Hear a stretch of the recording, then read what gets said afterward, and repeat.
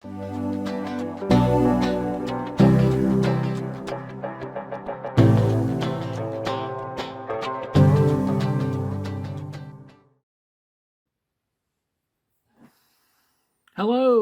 this is Mick from Mick's Miniatures.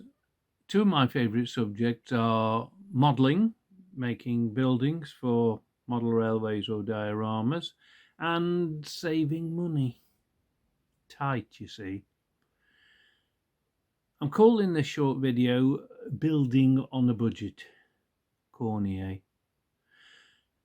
Saving cash is always important, obviously, whatever the circumstances, but in particular at the moment with the cost of living crisis, it makes even more sense if there's some ways in which you can save a bob or two, or a dime or two, depending which side of the pond you are. I'd like to share with you a few of my suggestions for reducing cost without reducing the quality of the final build. So here we go. First of all, take a look at the state of that cutting board. It's a sign of a productive modeler, in my opinion, or that's my story and I'm sticking to it. One of the most important materials for the buildings I make and the models I construct is good quality card.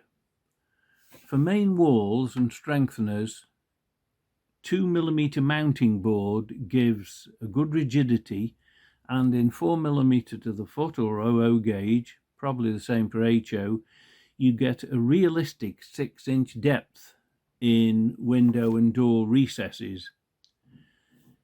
It's quite expensive to buy on places like Amazon or Fleabay, so I'm lucky to get mine from a local picture framer, and these are offcuts from the insides of the mounts that they make for pictures. An A4 size piece, roughly A4, costs me just 10p, so I'm getting 10 of these for £1, and in general the shop are glad to see it go to a good home rather than binning it, so you're very lucky if you've got one of these nearby. Always worth keeping well in with them. For finer detail like window sills, door frames or ornamental detail, I use soft drink cartons, which are made from a sort of neutral brown card. I suspect it's quite cheap pulp. But one of the advantages of this is you don't have to colour in the horrible white edges that you sometimes get with some card kits, or just by using white card. This is quite a bonus. The neutral brown does tend to blend into most brick or stone textures. I have no commercial connection with this company whatsoever, but my glue of choice is always Yoo-hoo. Yoo-hoo. I do find that water-based glues like Pritt Sticks or PVA can wrinkle the surfaces or even warp card. So apart from liking the smell of this stuff, I do use this spirit-based glue, which for me always gives a good result. It can be a bit stringy, it can be a bit tacky, but I also find that because it doesn't set instantly, you do have a chance to make minor adjustments, slide things here and there just a little bit without causing too much chaos. If your domestic cleaning routine includes using these little babies, well, don't throw away this part, because that gives you acres and acres of N gauge and OO gauge and O gauge glass for your building windows, absolutely free. Finally, for now, a word about pound store shopping. I think our American friends call them thrift stores. and generally speaking, a lot of the stuff isn't £1 anymore, it's £1.50 or whatever, so they ought to be called mostly pound stores. However, be that as it may, there are some real bargains to be had for anybody who likes to model and for all sorts of craft.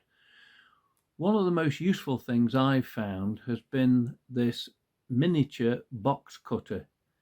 I certainly obtained a supply of these for when they were just £1, and they come with a handy box of spare blades. What I find them very, very useful for is for cutting out delicate things like window frames, where you have to be extremely careful that a large craft knife blade might go through where you don't want it to go through.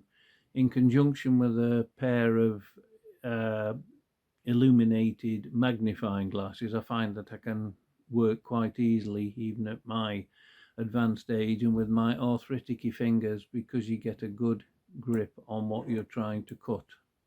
So, well worth bearing in mind. Another really useful find is these plastic clamps, which are absolutely fabulous for holding together sets of laminated card, where you put my methods, as seen in other videos, quite often include putting together several layers of card that need to set to form a rigid structure, and in conjunction with my favorite Yoo-hoo glue, after a few minutes with the clamps on, usually that's quite enough to make a rigid structure. Okay, thanks for taking a look at this latest in my series of videos about mix miniatures. If you like what you've seen and it's of any help to you, then please share the video and subscribe if you can, to see what I'm up to next. And if any of this stuff is of use to you, then I'm really pleased. Thanks again.